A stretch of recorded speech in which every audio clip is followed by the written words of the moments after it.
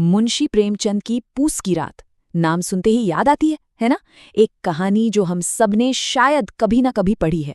एक बेचारा किसान, उसकी बेचारगी और वो हड्डियां कंपा देने वाली सर्द रात। पर सोचिए, क्या हो अगर इस जानी पहचानी सीधी साधी सी लगने वाली कहानी के पीछे एक और कहानी छुपी हो, एक ऐसी कहानी जो हमारे सारे पुराने ख्यालों पर सवाल खड़ा कर दे। चलिए आज उसी कहानी के पन्ने पलटते हैं। जरा उस रात को महसूस करने की कोशिश कीजिए, जब हवा चाकुओं की तरह चुभ रही हो और घने अंधेरे में सिर्फ एक किसान अपने खेत को बचाने के लिए बैठा हो।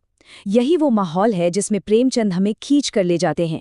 एक ऐसा माहौल जो कहानी का सिर्फ बैकग्राउंड नहीं बल्कि अपने आप में एक किरदार बन जाता है। और कहानी के किरदारों को देखिए। हल्कू, वो किसान जो गरीबी और जिम्मेदारियों के बोझ तले पिस रहा है। उसकी पत्नी मुन्नी, जो 2-4 पैसे बचाने की हर कोशिश करती है। उनका वफादार कुत्ता झबरा। और हाँ, सहना, वो महाजन जिसका कर्ज एक साए की तरह उन पर मंडराता रहता है।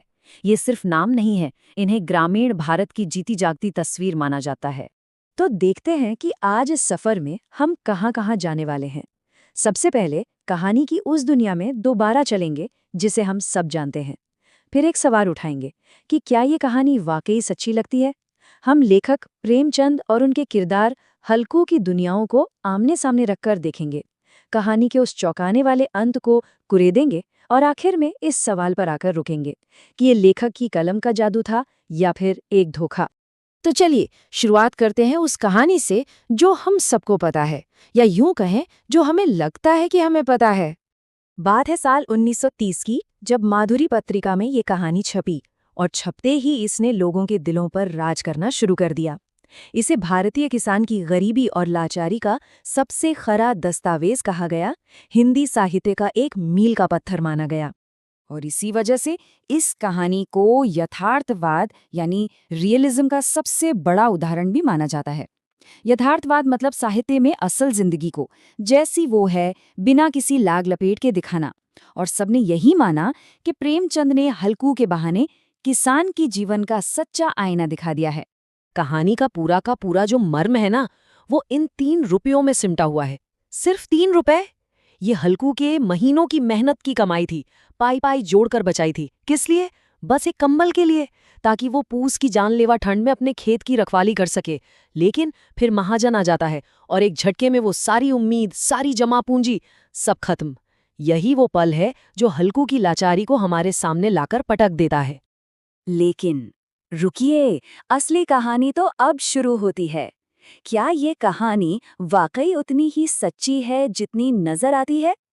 देखिए, आमतौर पर तो यही कहा जाता है कि प्रेमचंद ने अपनी कलम से किसानों की जिंदगी का हूबहू चित्र खींचा है। उन्हें किसानों का सबसे बड़ा हमदर्द और उनकी आवाज समझा गया। ये एक ऐसी इमेज है जो साहित्य की दुनिया में पत्थर की लकीर बन चुकी है। लेकिन सबसे चौंकाने वाली बात अब सामने आती है। ये बात किसी और ने नहीं, खुद प्रेमचंद ने कही थी। पता है क्या? उन्होंने एक बार माना, मैं यथार्थवादी नहीं हूं। सोचिए, ये किसी आलोचक की कही बात नहीं है, ये खुद उस कहानी के बनाने वाले के शब्द हैं। और बस ये एक लाइन इस कहानी को देखने का हमारा पूरा का पूरा नजरिया हिला कर रख सकती है। तो अगर प्रेमचंद खुद को यथार्थवादी नहीं मानते थे, तो फिर पूस की रात क्या थी? क्या वो हकीकत नहीं बल्कि सिर्फ एक कल्पना थी, या फिर कोई प्रतीकात्मक कहानी जिसका असली मतलब कुछ और ही था? ये सवाल हमें कहानी की परतों को उधेड़ने पर मजबूर कर देता है। चलिए इस सवाल के जवाब के लिए कहानी लिखने वाले और कहानी के किरदार की जिंदगी के बीच की खाई को जरा नापते हैं। यहाँ एक बहुत ही दिलचस्प तुलना है। एक तरफ है हल्कू, जो बिना कंबल के खेत में ठिठुर रहा है, जिसकी पूरी जमा पूंजी कितनी है? सिर्फ 3 रुपए।